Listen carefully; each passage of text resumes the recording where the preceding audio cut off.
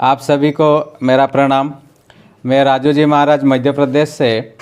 आज मैं आप लोगों को एलर्जी के बारे में जानकारी दे रहा हूँ। एलर्जी एक ऐसी समस्या है, वर्षों वर्षों तक लोग दवाइयाँ लेते रहते हैं, उसके बावजूद भी कोई स्थायी निराकरण नहीं होता है। किसी को मौसम परिवर्तन होने से एलर्जी होती है, किसी को धूल से एलर्जी होती है, धूल, धुआं, डस्ट।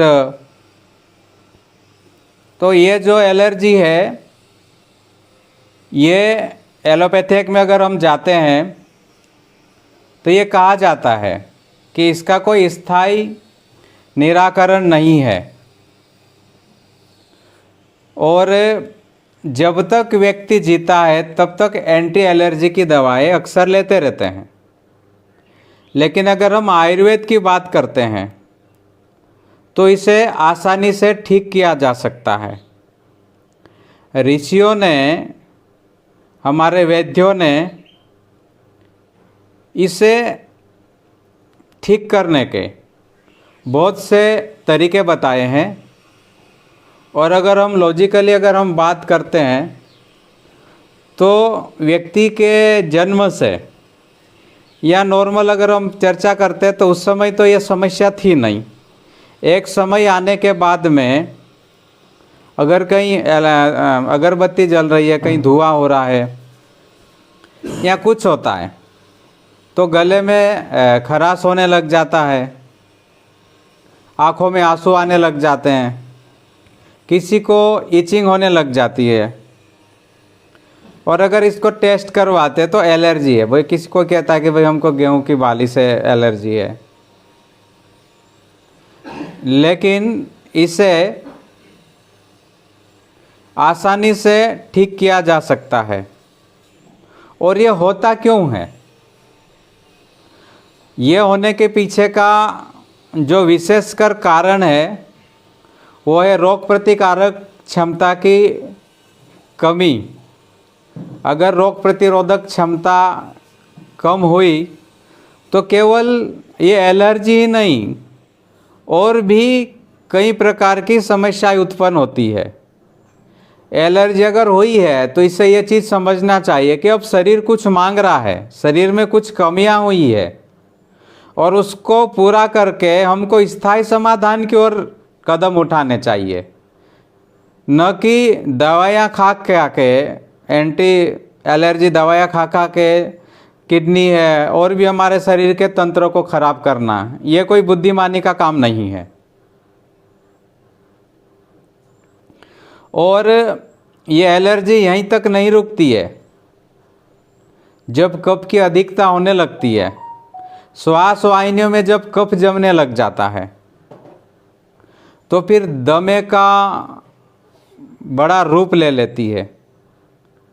और जब फिर हम अस्थमा में आते हैं तो अस्थमा में भी यही कहा जाता है कि जब तक दम है, श्वास है, तब तक दवाई लेनी पड़ेगी। लेकिन ऐसा नहीं है।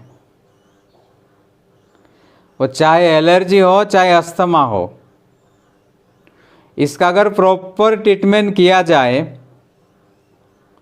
तो समाधान होता है। एक नहीं, अपने पास अनगिनत लोगों के प्रमाण हैं। मैंने ऐसे भी लोग देखे जो दिन में 2 बार पंप लेते थे, जब भी उनको दिक्कत होती थी बस पंप वो खींचने लग जाते थे। एक माले की सीढ़ियाँ जब चढ़ते तो उतने में ही वो हांफने लग जाते थे और उन्हें बैठना पड़ता था। 8-8, 10-10 साल से पंप लेने की उनको लेते रहते थे। लेकिन 2, 2.5, 3 महीने तक अगर सही से अगर इसके ऊपर ध्यान दिया जाए तो ये कवर हो जाता है। इसमें लॉजिकली अगर हम बात करते हैं तो ये है क्या? भाई हमारे जो मित्र, जो अगर बैक्टीरिया बोलेंगे या जो भी साइंस की भाषा में बोला जाता है, वो कमज़ोर पड़ जाए और जो खराब सेल है वो अपना केमिकल ज़्यादा प्रभाव डालते हैं तो स्वाभाविक है ये चीज़ें होने लग जाती है। भाई ऑटो इम्यून डिसीज जो जिसको बोलते हैं वो उसका भी मेन रूट क्या है भाई, ये हमारे इंटरनली चीज़ें हैं और इसे सही किया जा सकता है। अगर शुरुआती दौरा है, नॉर्मली अगर कुछ लक्षण दिख रहे हैं तो आप इसे आसानी से आप घर से ही ठीक कर सकते हैं। अगर इसका लेवल बढ़ गया है, लंबा समय हो चुका है, तो इसमें अनुभवी चिकित्सक जड़ी बूटियाँ आयुर्वेद को अच्छे से जानने वाला, ऐसे व्यक्ति से राय लेके अच्छी औषधि का उपयोग करके ठीक कर लेना चाहिए। प्राथमिक स्तर की मैं आप लोगों को चीज़ें बता रहा हूँ कि आपको क्या करना है। देसी गाय के घृत से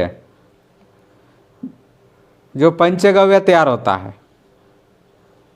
पंचगव्य सभी प्रकार की एलर्जी को ठीक करने में बहुत ही अच्छी चीज़ है।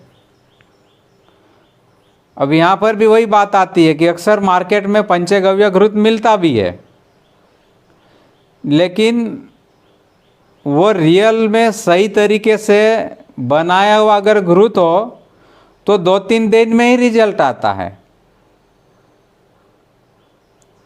देसी गाय का दूध उसका गरम करके दही जमाया, दही जमाने के बाद उसकी मथाई की, मथाई करने के बाद जो मक्खन निकला उस मक्खन को गरम किया और गरम करने के बाद जो घृत बनता है, अगर वो घृत अगर नाक में डालते हैं, अगर वो शुद्ध है कैसा है, अगर इसके हम मापदंड की अगर नॉर्मली हम बेसिक बात करते हैं तो 2-2 बूंद अगर नाक में डाला जाए ना, तो जो लोग रात भर सोने नहीं देते हैं, लंबे लंबे खराटे मारते हैं,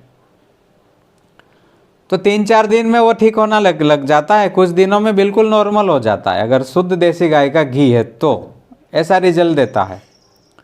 और अगर हम में एलर्जी में विशेषकर, वैसे एलर्जी में देसी गाय का ये वाला घृत भी काम करता है, लेकिन अगर ये पंचगव्य हो, दूध, दही, घी, गोबर और गौमूत्र, ये 5 चीज़ों से तैयार होता है। अगर रियल वाला अगर पंचगव्य घृत सुबह शाम 2-2 बूंद अगर नाक में डाला जाए तो ये एलर्जी ठीक होती है, बहुत ही अच्छा रिजल्ट मिलता है। बहुत से लोगों को गंध चले जाती है कि कोई भी किसी भी प्रकार के ना गंध का पता ही नहीं चलता है, तो उसके लिए भी ये पंचगव्य घृत बहुत अच्छा काम करता है। रात्रि में 2-2 बूंद नाक में डालना है और सुबह में थोड़ी देर डाल के लेटे रहना है। इससे एलर्जी ठीक होती है। और पंचगव्य की तो मतलब बात ही क्या, कहना ही क्या, आयुर्वेद के कई शास्त्रों में इसका वर्णन है। और ऋषियों ने तो मैं तो कहता हूँ कि शुभ कार्य, हमारे सनातन संस्कृति की विचारधाराओं को जो लोग लेके चलते हैं, ये इन चीज़ों के बिना तो शुभ कार्य भी संभव नहीं होते हैं। ये केवल भगवान को मतलब पंचगव्य भगवान तक सीमित थोड़ी होना चाहिए, ये व्यक्ति के लिए भी फायदा है। जब हम शुभ कार्य करते हैं तो भगवान को नहलाते हैं ना।